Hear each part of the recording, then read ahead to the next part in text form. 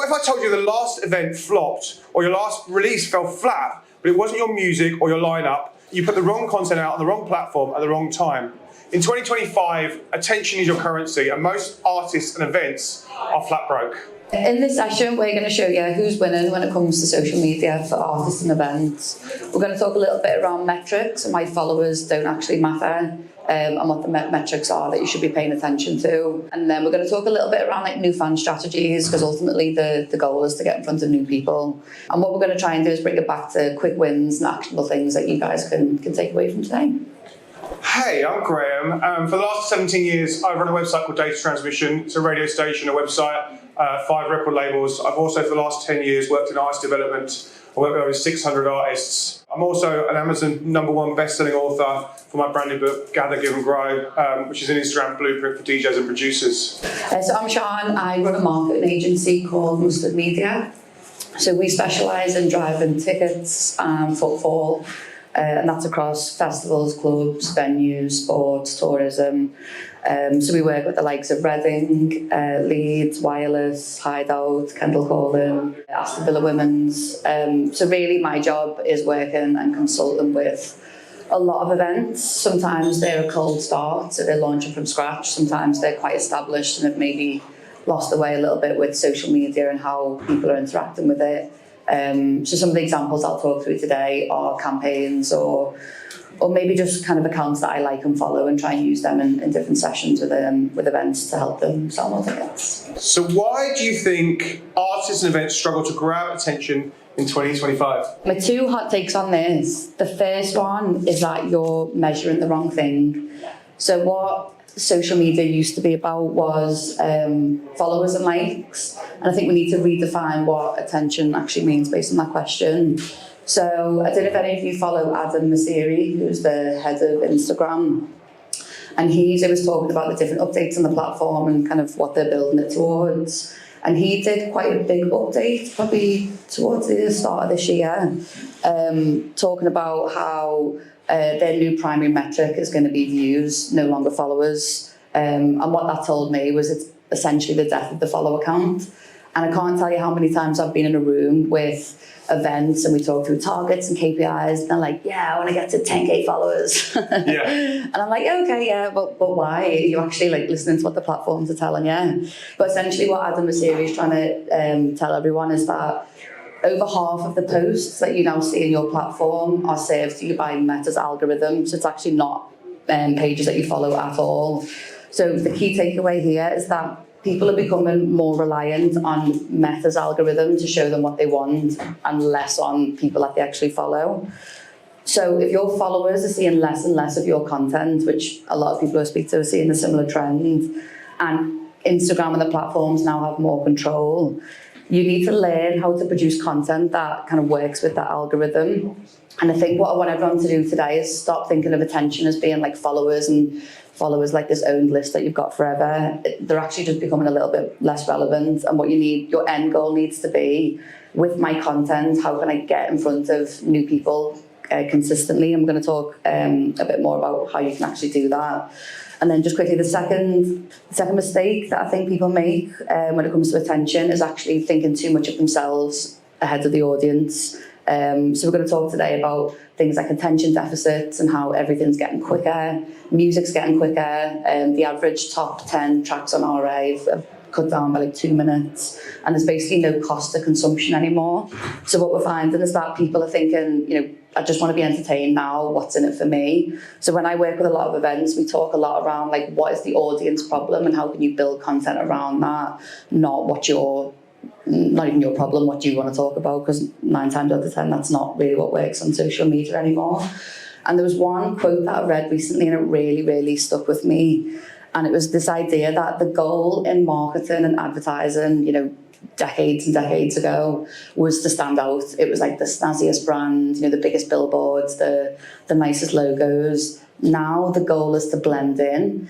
And what you want to be doing with your content is blend in with the discovery feeds and blend in with For You pages, not stand out as quite an obvious ad or as obvious kind of, elevator pitch for yourself.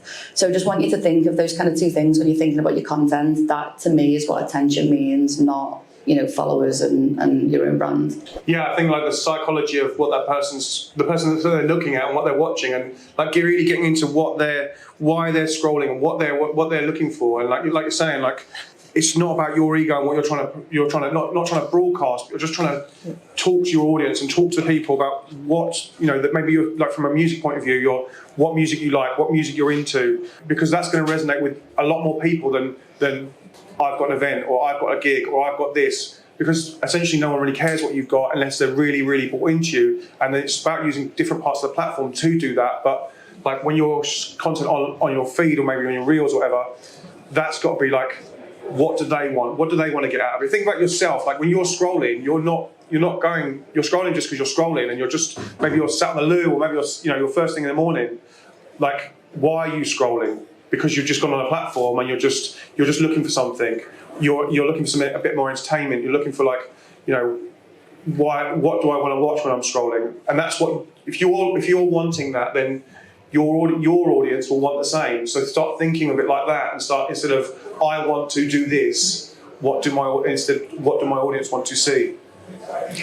When you think of like the do's and don'ts, and you obviously work with a lot of artists, what are the mistakes that you see? What are the kind of no-goes in your space? I think a lot of it is like the wrong content on the wrong part of the platform. Like things that should be like, if you've got, for instance, like you're trying to show off 5 tracks, not putting them as a reel, because you're going to get all this space top and bottom, and people aren't going to watch a 60-second reel, but they might watch 5 carousels where you're flicking through of 60 seconds per carousel, because then they're really bought into it and you're swiping and listening, swiping and listening, swiping and listening. So putting the wrong content in the wrong part of the platform. Like I was saying, if you're the people that are bought into you, they're going to be in your stories because they're watching your stories because they're already into you, and your story content is going to go to like 10% of your fans, right? So they're the real bought-in people. That's where you're going to go, come to my show, or I'm doing this cool thing, or this cool thing's happened for me,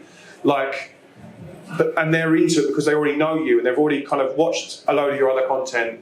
And the other thing is, the big thing is like hooks. Like I was saying to you earlier, like there was I met someone last night and they were showing me their content and they were like, oh, I've done some content, I'm doing it, but I'm not getting any reach. And I was like, okay, well, let's go into your insights. Let's see what's actually happening with your content. And I was like, well, you're getting 10% watch time. You're getting 10 seconds of watch time on this video. How long is this video? Well, it's 45 seconds long. So they're only watching the first 10 seconds of that. And then what's happening? They're dropping off. And you can see that in your insights. And if you've not downloaded the new Edits app for Instagram, download it, because in there's you can actually see your retention graph. You can actually see where people watch to and where they fall off. And if they're watching 10 seconds, they're dropping off, then you're hooking the wrong type of people. And essentially you're hooking what's not right for that piece of content, because they're kind of watching and getting bored. So that means that you've hooked them wrong. So you need to work on that first real few seconds, the first 3 seconds of what you're saying, because then you'll hook the right people and then they'll stay retained. Yeah, there's 2 other metrics I think you should be thinking about. That isn't followers, and it's hook rate and hold rate. So hook rate, really simply, is just the first 3 seconds of a video, who have you hooked.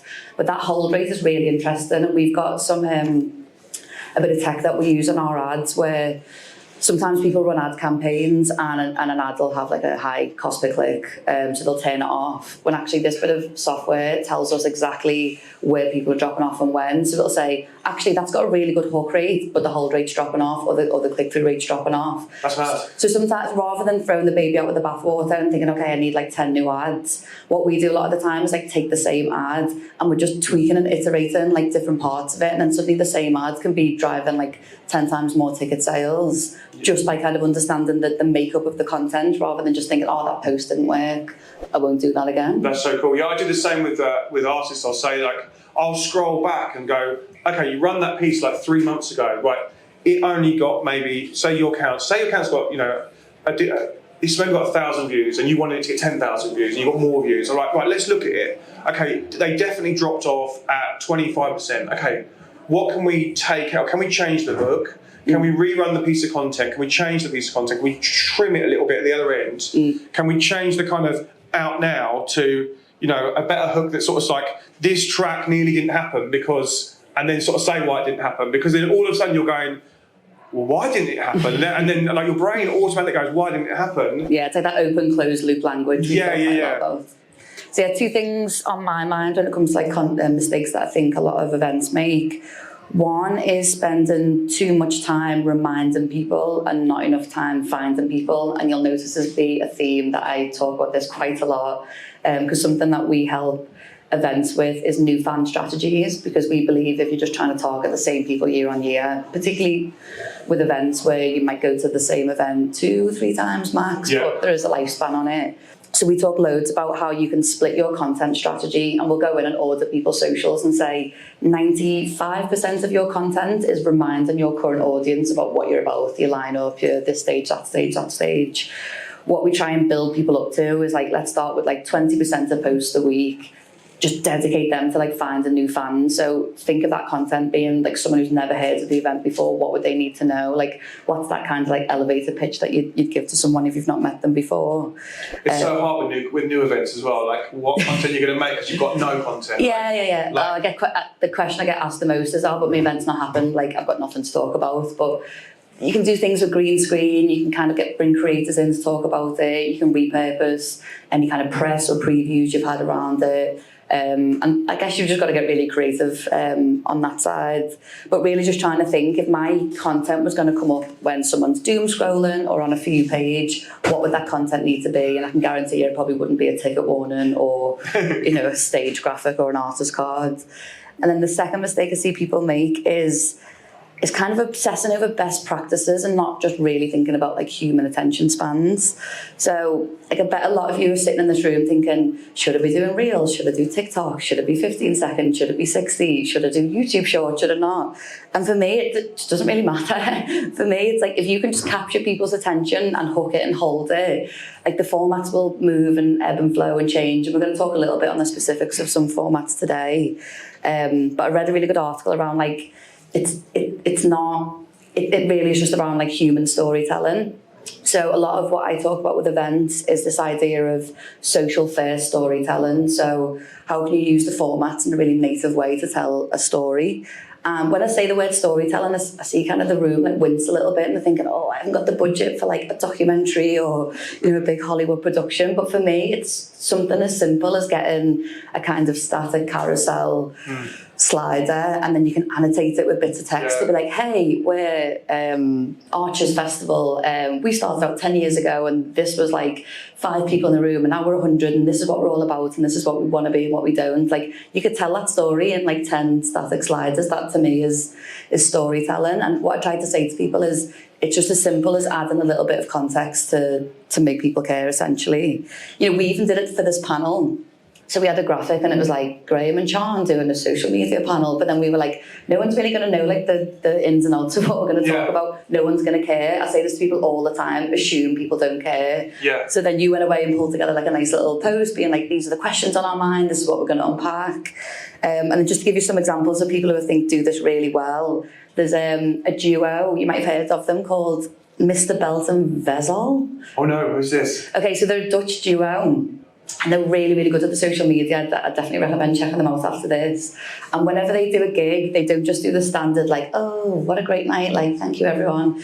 They'll do a bit of a roundup where they'll say something like really interesting about the gig. So it might be something about the venue, and they'll be like, oh, we played this venue and it was an old grain silo and it's been there for 150 years and they blew it up with dynamite 50 years ago, but now it's turned into... Do you know what I mean? Straight away, I'm like, now I'm interested. Whereas if you were just posting a big drop and I don't know who you are, I'm instantly not interested. So yeah, definitely recommend checking them out, because I think they've just got they've got the art form down of a good hook.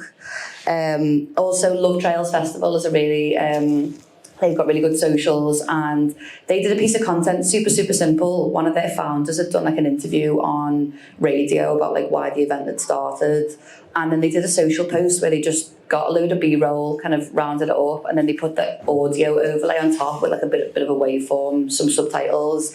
And they basically talked about how they came up with the idea of a festival, like being on a run, and then thinking, oh, I love running, I love festivals, we could put these two things together. But I was like, I bet you that took them about like 30 minutes to put together, download the audio, clip a few things in CapCut, put a few subtitles on. Yeah, I'm always a fan of for artists, like, just put the camera in the corner and just and time lapse yourself making stuff in the studio, like, because it looks really, really cool because you're just going really, really fast and the screen's moving around. And then you can overlay the audio of what you've made. And I was up late, I made this track, like, and all of a sudden you're like, okay, why are you in there? Like, what's happening? And then you want to click in and listen, because if you, like, I'm always telling people that, 80% of people don't watch all this content with the sound off. So from an artist's point of view, you've got to get them to listen to the sound. You've got to get them to click in and listen to the sound. And like, if you're speaking on camera, then put the subtitles on, because if you're lying there and it's like, I sometimes I'm lying there next to Shelley and I'm like, it's got to be silent because she's still sleeping. I'm just scrolling, just reading the words. And if I can't read them, I'll swipe on. And like, but people do that. And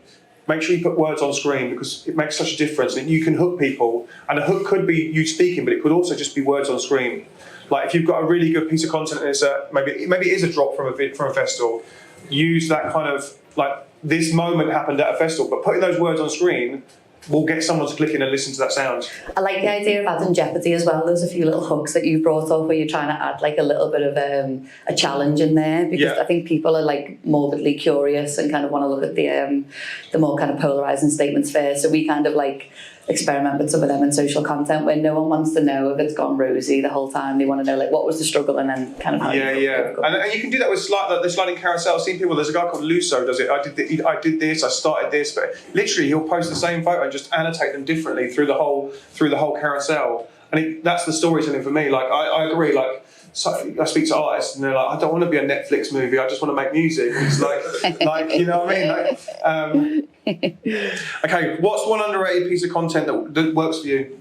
Underrated piece of content? Well, I guess the business that I'm in is lineups and festivals, and no matter how many I work with, the big ones or small ones, I don't think any of them do enough to like really unpack the context around a lineup. And you'll hear me say the word context a lot. I think adding context to anything is social storytelling. So there's like some simple formats that work really well for us organically and in ads as well. Things like quite lo-fi formats where you'll say songs we'll be hearing at Kendall Calling, and you kind of just like list out like the songs. I love that. Straight away, it's like, oh, I'm not just thinking of artists, there's like a static name on a poster. I'm thinking, oh my God, I'm going to be belting out this tune with all my mates, like having the best summer. I love that. Like I booked this artist because of these tracks and these tracks, and you should know this artist because of this track and this track and this track, and like. Yeah, context.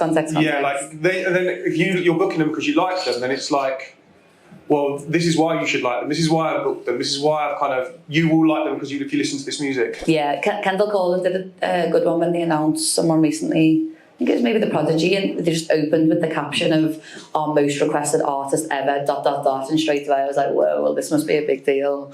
As soon as you see that, you're in. Like that's, it could be on a black background. You're in. Like, who is this? Like, I want to know. Like, there's some festivals that I follow that have got a really good tone of voice when it comes to like talking about the lineup. So there's Gov Ball in New York, and also Portola Festival. They're really good at that kind of like obscure corners of the internet memes that you're like, where have you found this stuff? With like a really kind of dry tone of voice, but they'll use that to do like meme reactions to the lineup. Yeah. So it'll just be like someone doing something really weird on a meme, and they'll be like, me when I find out like I'm going to be front row for so and so. Nice. They're like they own it over and over again. But I think it's like that is very much their brand and tone of voice. But again, it's so simple, but it just makes, rather than names on a poster, it just placing it in culture and conversation in a bit more of an organic way. Especially if you're booking, like, as you're booking like people that people might not have heard of, and like getting them to understand why they should listen and why they should understand this really, really cool artist that you're into, that they should be into. And it's like,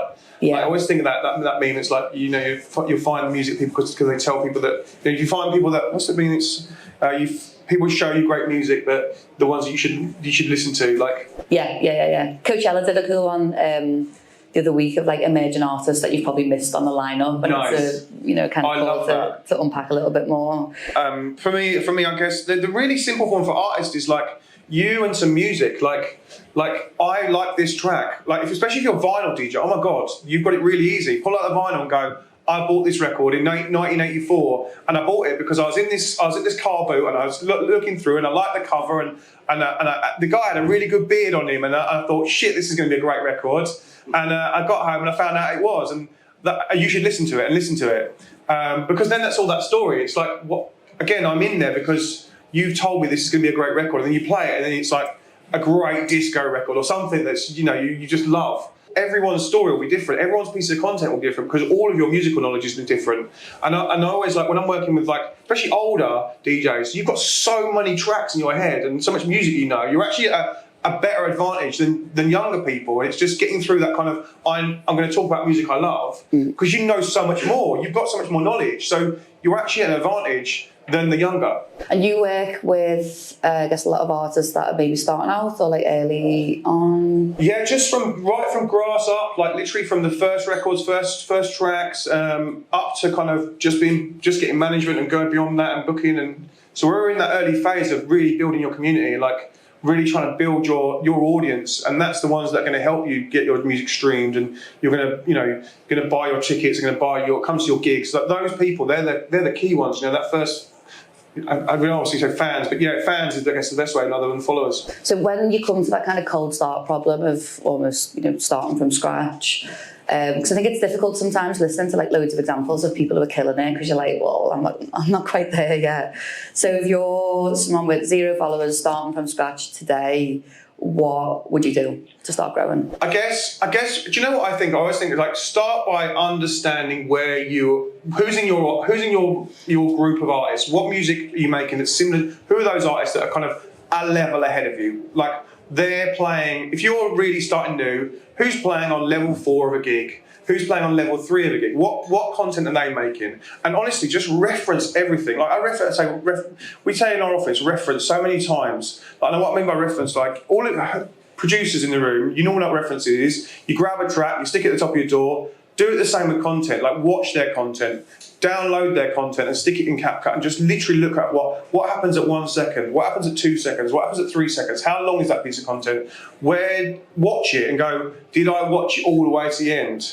And the other thing is just like setting up. Like I started a new channel. I started playing an old game. Like it's called Subbuteo. I don't know if the old people know it, but basically I started playing this in August, and I started thinking about this. Like I said to my partner, I'm not going to do the social media for it. And then I just sort of started it because I thought, this is really, it's not great in this space. But I just literally watched every piece of content that's in that space and set up a page, and there was no posts on it, and I just said, I did this, I'm playing this, I'm going to use the words, I've been playing since the 80s, I'm looking at content, and literally just watched every piece of content to see, again, which bits retain me, which bits did I naturally watch and enjoy, and then I can go, right, that's what I'm going to make, and that's going to be work from me in that channel. And the same for artists.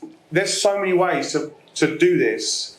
And it could be short form content, it could be, reels, it could be, but also it could just be SoundCloud and WhatsApp groups. So someone else earlier was talking about WhatsApp groups. Like it could be, if you want to be a DJ, like you could just DJ on YouTube. There's a channel that I've watched. They're up to 45 mixes, and all they do is they mix. They're called Flavor Trip. They're really, really good. And they've got 700,000 subscribers just from 45 mixes. Wow. And they really, really just focus on YouTube, and they get the titles, the thumbnails, and they understand platforms. And I tell all my students just literally understand one platform, get one platform really, really well. Don't try to be everywhere. You've all got jobs, you've all got lives, some of you got kids, some of you got families, right? Just do one really, really well, and just understand that platform and everything that's on that platform. And that's where you're going to do it, One thing we have to think about with events, I guess, from a sales point of view, because artists don't have to cold sell. I know, right? Have that. Yeah, it's tricky, but I think I'd usually think what's my first 3 pin post that's going to tell people what I am. So a bit of backstory, maybe break down the experience, and then something like that addresses something that might be on a ticket buyer's mind. But in terms of trying to get reach pretty quickly and trying to find new people pretty quickly, if you go on your stats on anyone's page now, you'll see if you post a carousel, it predominantly goes to your followers, and if you post a reel, it'll predominantly go to non-followers. So if I'm thinking how to get in front of new people, I'd be thinking, okay, I want to do a good mix of static carousels and reels to get in front of new people. But then when I think of the content of those reels, I'm thinking, okay, what's the hook? What's the hold rate? How can I capture them? And something that we do as an exercise when we think of hooks, it could be a visual hook, it could be a text hook, thinking about that open, closed loop language. I often like spend half an hour just scrolling reels, seeing what I'm being served, and I'll write down what the captions are. And sometimes it's like fashion, beauty, dogs, whatever. But I'll notice there's like a formula to like that hook, and it's obviously worked well because it's getting saved on my For You page. And then I'll write down what that sentence is, but I'll put in the blanks of what I think the event equivalent could be. Nice. And I've got this, yeah, and I've got this big sheet now where like when I'm a little bit stuck for like content ideas, I can come back to it. I'll just give you a few examples now. And these ones I get I hit with a lot of travel ones, but we work with a lot of destination festivals, and obviously festivals are a bit of a destination themselves.